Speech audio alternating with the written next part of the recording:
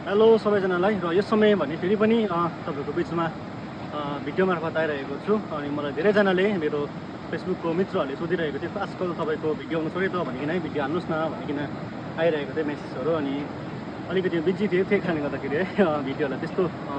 ल्याउनु सकिरहेको थिइनँ र आज फेरि पनि तपाईँहरूको बिचमा एउटा भिडियोलाई लिकिन आइरहेको छु र आज चाहिँ म तपाईँलाई एउटा कथा एउटा रेल घटनालाई तपाईँको बिचमा है एउटा कथालाई भन्नु परेको छु एउटा स्टोरीलाई अनि ताकि यो स्टोरीहरू सुन्दै गर्दाखेरि स्टोरीबाट पनि तपाईँलाई एउटा केही उत्साहको कुराहरू केही प्रेरणाको कुराहरू के तपाईँहरूलाई है लाभदायक हुने कुराहरू हुन जाओस् भनिकन म यो कुरालाई आज भन्नु गइरहेको छु र आज म तपाईँलाई एउटा स्टोरीलाई भन्नु गइरहेको छु त्यो स्टोरी चाहिँ के हो भनेदेखिलाई म सुरु गर्न चाहन्छु अनि एक दिन चाहिँ एउटा मान्छे चाहिँ एउटा सहरीय भनौँ है एउटा सहरमा बस्ने एकजना एउटा व्यक्ति हुनुहुन्छ जो व्यक्ति चाहिँ एकदमै आफ्नो एउटा सानोदेखि नै पढ्नुमा एजुकेसनको क्षेत्रमा एकदमै टपर जहिले पनि टप हुने अनि के हुन्छ भन्दाखेरि है एक दिन चाहिँ त्यो मान्छेले चाहिँ सबै कुरा मैले चाहिँ डिग्री हासिल गरेको थियो र टप एउटा डिग्री हासिल गरिरहेको हुन्छ अनि के हुन्छ भनेदेखि वान टाइम चाहिँ के हुन्छ भनेदेखि उसलाई चाहिँ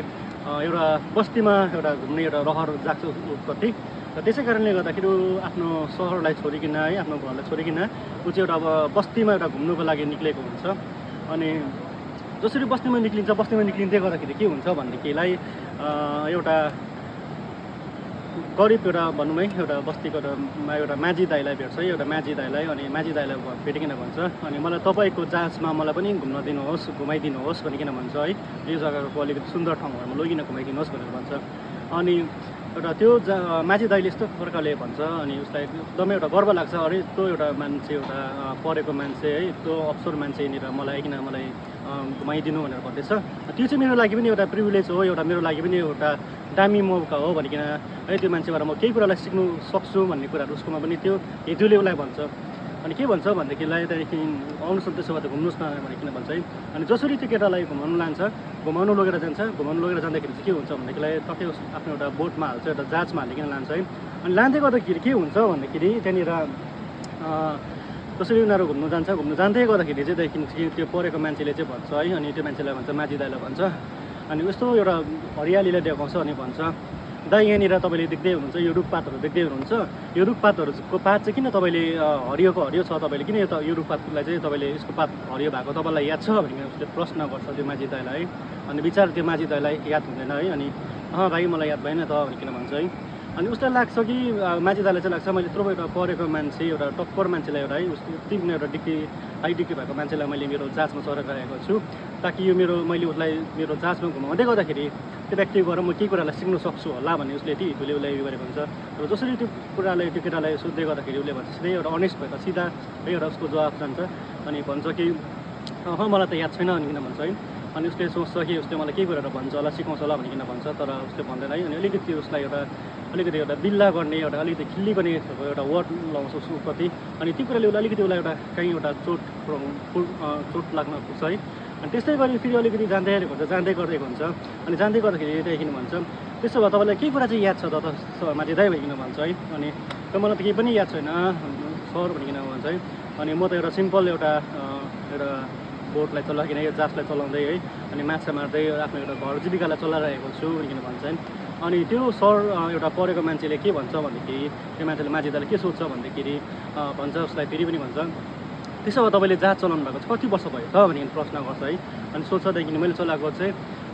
22 वर्ष हुँदैछ अहिलेसम्ममा भन्छ आम्बो यत्रो 22 वर्ष भइसकेछ तपाईँले यो गरेको तपाईँले चलाएको त्यसो भए यहाँनिर तपाईँले माछाहरू तपाईँले यो नदीमा चाहिँ कतिवटा आइटमको भेराइटीको माछाहरू छ तपाईँले मलाई भन्नुहोस् न भनिकन भन्छ अनि त्यतिखेर पनि त्यो सिधा मान्छेलाई त्यो माझी दाइलाई त्यो विषयमा उसलाई याद हुँदैन अनि भन्छ कि त्यो माझी दाइले भन्छ मलाई त यो विषयमा त याद छैन त भनिकन भन्छ है अनि किनकि म त यहाँनिर मेरो जालमा जस्तो खालको माछा आउँछ म त्यस्तो खालको नै लगेर या त्यसलाई म खान्छु यसलाई बेच्छु यी कुराले म मेरो परिवारलाई चलाइरहेको छु भनिकन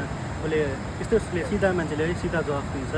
अनि त्यतिखेर पनि त्यो मान्छेले भन्छ कस्तो खालको मान्छे तपाईँ त यत्रो साल भयो तर तपाईँलाई त्यही पनि यस्तो कुराहरू पनि याद हुँदैन तपाईँलाई भनिकन अलिकति उसलाई एउटा डोमी गरिकन गरेको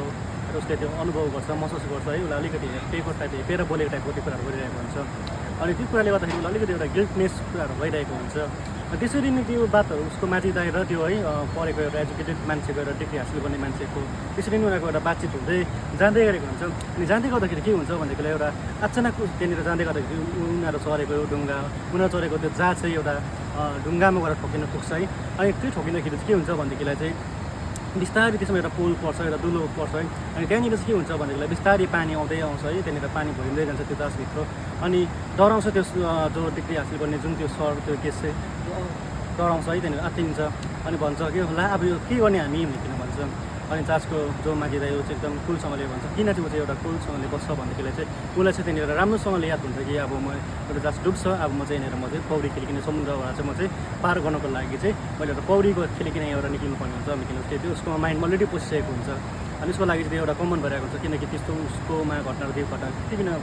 भइरहेको हुन्छ। त्यही कारणले गर्दाखेरि उसलाई याद हुन्छ त्यो उसँगको त्यो वर्षौँ दिन अगाडिदेखिको उसँग एउटा अनुभव हुन्छ, एक्सपिरियन्स हुन्छ है। अनि त्यो जुन डिग्री हासिल गर्ने जुन त्यो सर चाहिँ त्यहाँनिर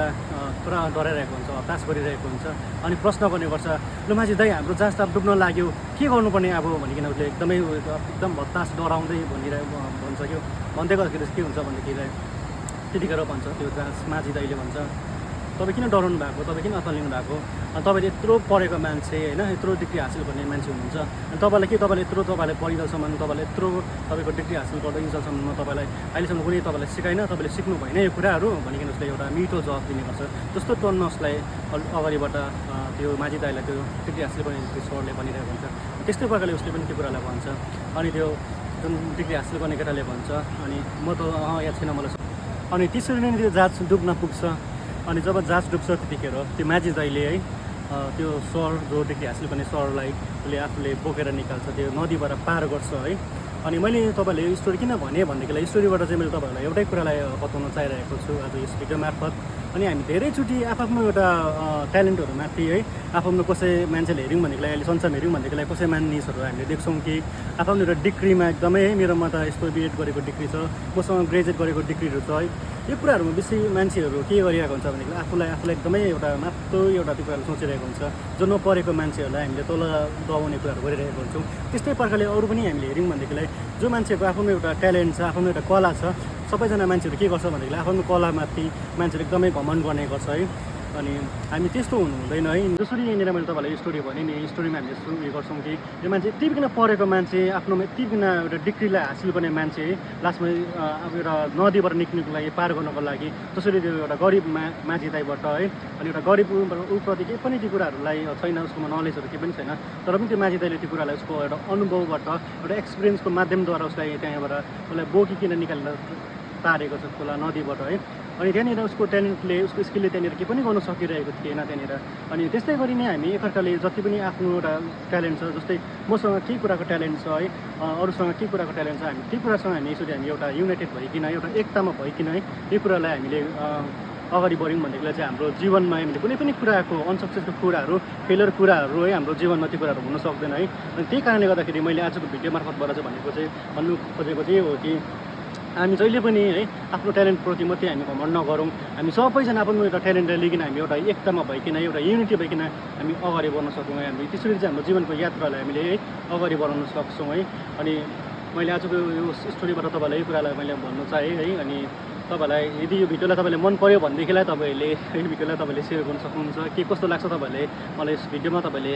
कमेन्ट गर्न सक्नुहुन्छ। यदि तपाईँलाई मन पऱ्यो भनेदेखिलाई म फेरि पनि यस्तै एउटा केही स्टोरीहरू तपाईँहरूसँग फेरि पनि बिचमा राख्न सकौँ। हुन्छ, धन्यवाद।